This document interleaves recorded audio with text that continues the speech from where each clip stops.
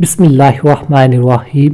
حضور اقدس صلی اللہ علیہ وآلہ وسلم کا ارشاد ہے کہ کوئی دن ایسا نہیں جس میں اللہ تعالیٰ عرفہ کے دن سے زیادہ بندوں کو جہنم سے نجات دیتے ہوں، یعنی جنتی کثیر مقدار کو عرفہ کے دن خلاصی ہوتی ہے۔ اتنی کثیر تعداد کسی اور دن کو نہیں ہوتی۔ حق تعالیٰ شانہ دنیا کے قریب ہوتے ہیں، پھر فخر کے طور پر فرماتے ہیں یہ بندے کیا چاہتے ہیں۔ فائدہ: اللہ جل شانہ کا قریب ہونا یا نیچے کے آسمان پر اترنا یا اس قسم کے اور جو موسمین ذکر کیے گئے ہیں، ان کی اصل حقیقت تو اللہ جل شانہ ہی کو معلوم ہے کہ وہ ہر وقت قریب ہے۔ اترنے چڑھنے کی ظاہری معنی سے بالاتر ہے۔ علماء اس قسم کے موسمین کو رحمت خاصہ کے قریب ہونے سے تعبیر فرمایا کرتے ہیں۔ جو موسمین حدیث والا میں مذکر ہے، اس قسم کے موسمین بہت سی احادیث میں وارد ہوئے ہیں۔ ایک حدیث میں ہے کہ جب عرفہ کا دن ہوتا ہے تو حق تعالی شانہ سب سے نیچے کے آسمان پر اتر کر فرشتوں سے فخر کے طور پر فرماتے ہیں کہ میرے بندوں کو دیکھو کہ میرے پاس ایسی حالت میں آئے ہیں کہ سر کے بال بکھرے ہوئے ہیں، بدن پر اور کپڑوں پر سفر کی وجہ سے غبار پڑا ہوا ہے، لبیک اللہم لبیک کا شور ہے، دور دور سے چل کر آئے ہیں۔ میں تمہیں گواہ بناتا ہوں کہ میں نے ان کے گناہ معاف کر دیے۔ فرشتے عرض کرتے ہیں یا اللہ، فلاں شخص گناہوں کی طرف منسوب ہے اور فلاں مرد اور فلاں عورت، تو بس کیا کہا جائے۔ حق تعالی شانہ کا ارشاد ہوتا ہے کہ میں نے ان سب کی مغفرت کر دی۔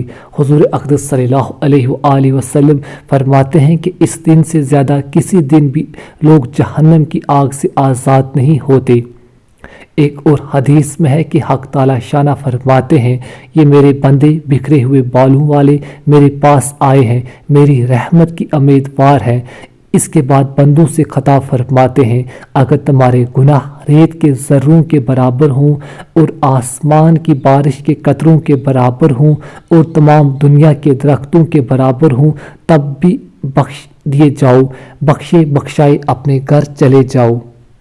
ایک اور حدیث میں ہے کہ حق تعالی شانہ فخر کے طور پر فرشتوں سے فرماتے ہیں دیکھو میں نے ان بندوں کی طرف اپنا رسول بھیجا، یہ اس پر ایمان لائے، میں نے ان پر کتاب نازل کی، یہ اس پر ایمان لائے، تم گواہ رہو کہ میں نے ان کے سارے گناہ معاف کر دیے۔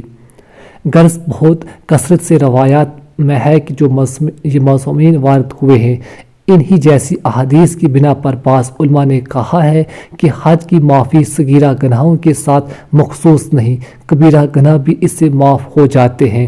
وہ بااختیار بادشاہ ہے، اس کی نافرمانیوں کا نام گناہ ہے، وہ کسی آدمی کو یا کسی جماعت کو اپنے فضل سے بالکل ہی معاف کر دے تو نہ اس کے لطف و کرم سے بعید ہے، نہ کسی دوسرے کا اس میں اجارہ ہے۔